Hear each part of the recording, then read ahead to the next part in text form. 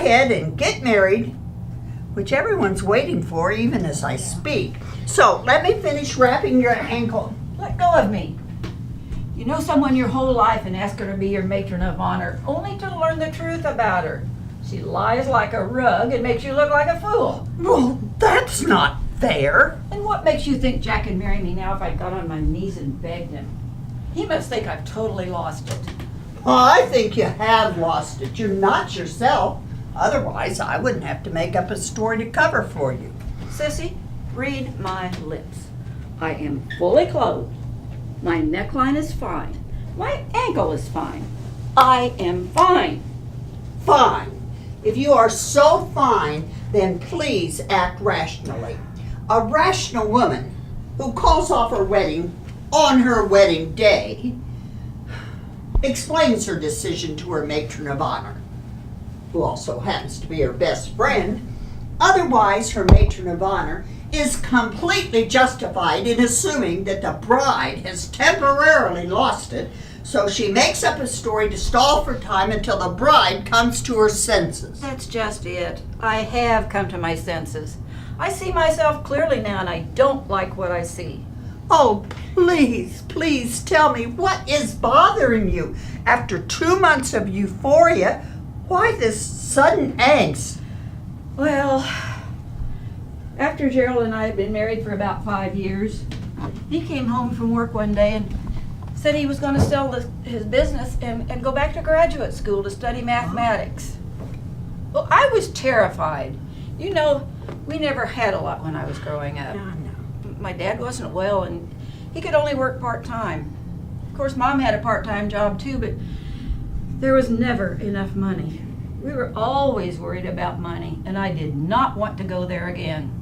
But it was worse than, I was worse than that.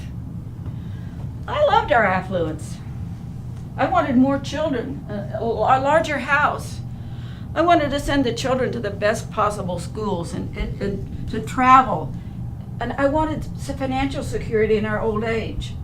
I wanted to be rich, not just comfortable.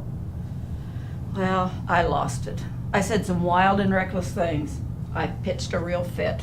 Well, we all say things we regret sometimes. Oh, what did Gerald say? Nothing. He never mentioned it again. He spent the next 31 years building his business, and he did make us rich. But then he died a sad and disappointed man. How do you know that?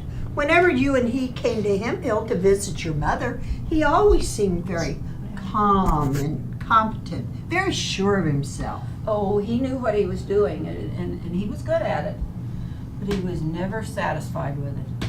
He always felt he should have been doing mathematics. He felt that was a way to make his life worth something. I thought you said he never mentioned it again. He didn't, not to me. I found his diary. I didn't even know he kept a diary. When did you find it? Last night.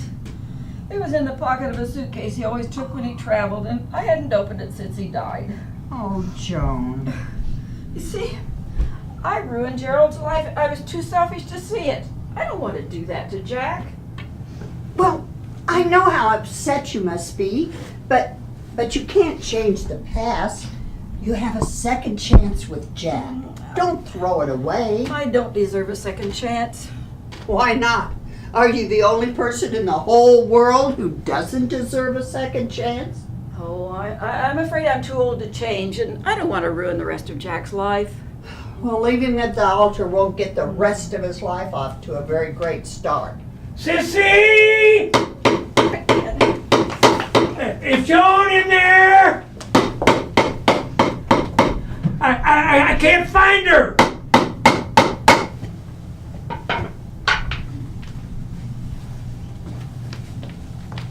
Oh, still gone.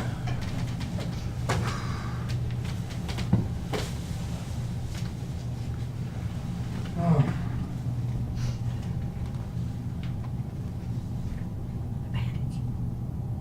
Still gone. Oh, I don't know. Still gone.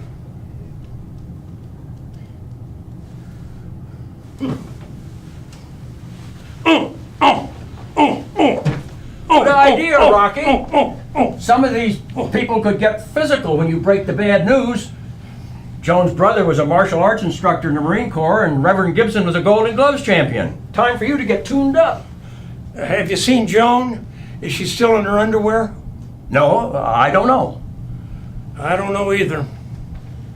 I saw Reverend Gibson. Did you tell him the wedding was off? Not exactly. What do you mean, not exactly? I told him that you might not be able to make it. Well, for what reason? You had a headache.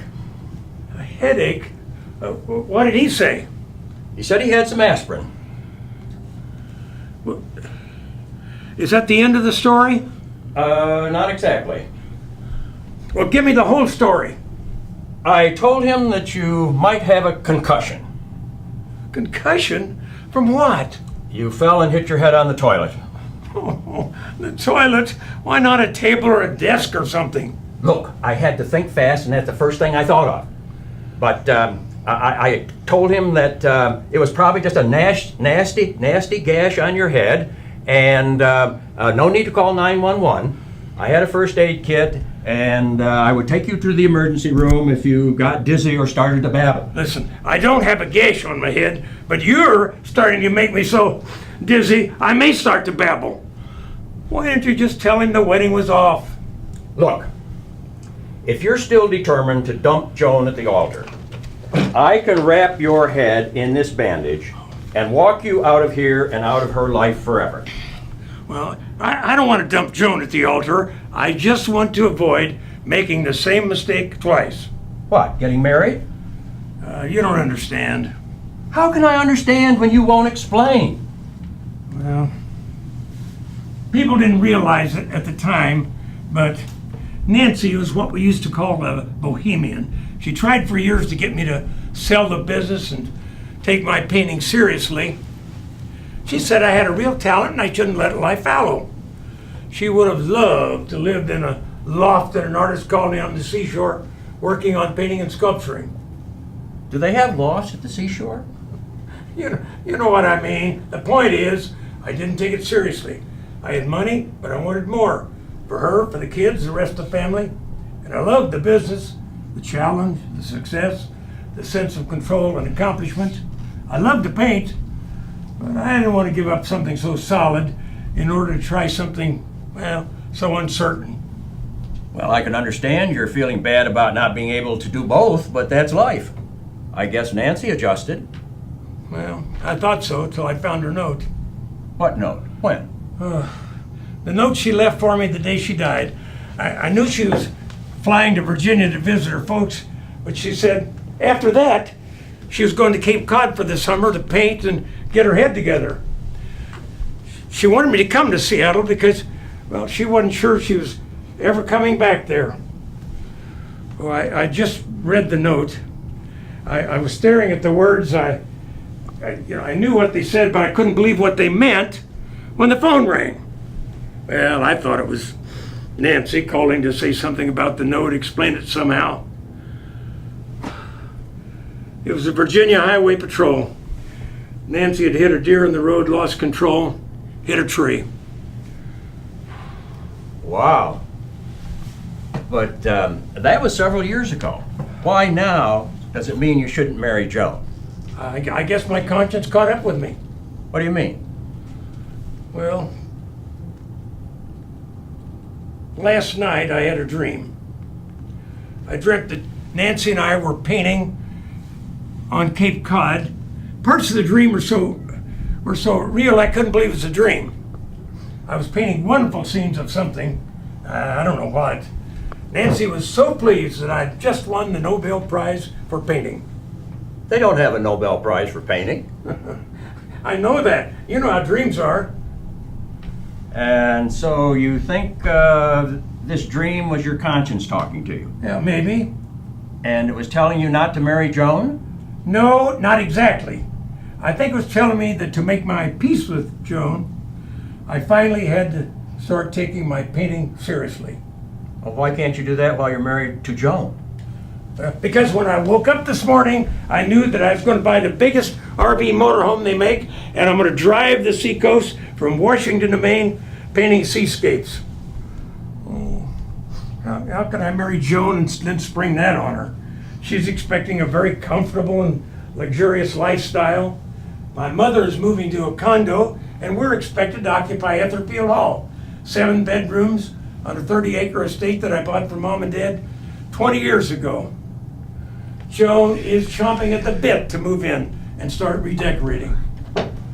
Oh, to promise her Etherfield Hall and then give her months on end in RV parks, that would be unconscionable. And probably unsuccessful. Right.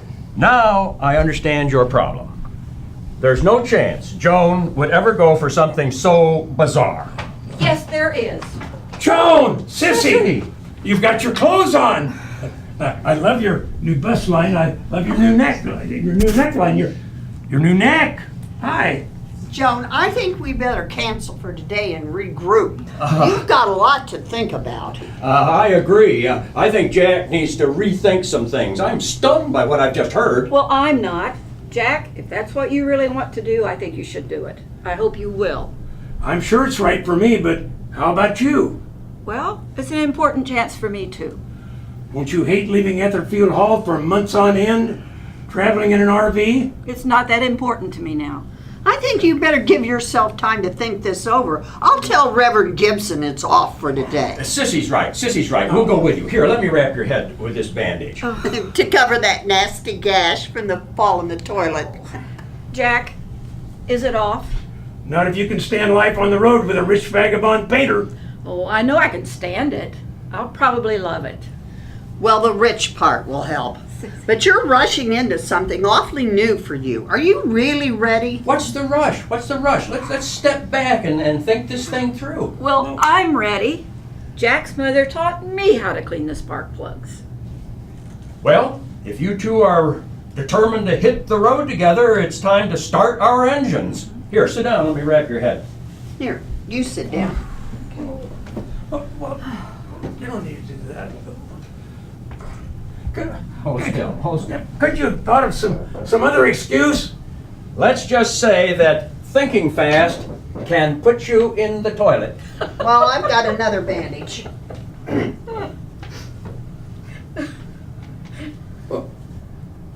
What's the matter? Oh, let's just say we had an accident. Let's just say I tripped over the commode. Well, we're ready. See you in church. Well, we're off. And the wedding's on. Oh, don't forget to limp a little.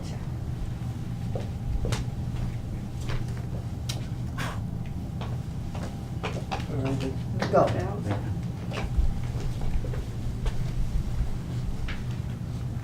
Thank you, thank you. Very nice. Thank you, thank you, thank you.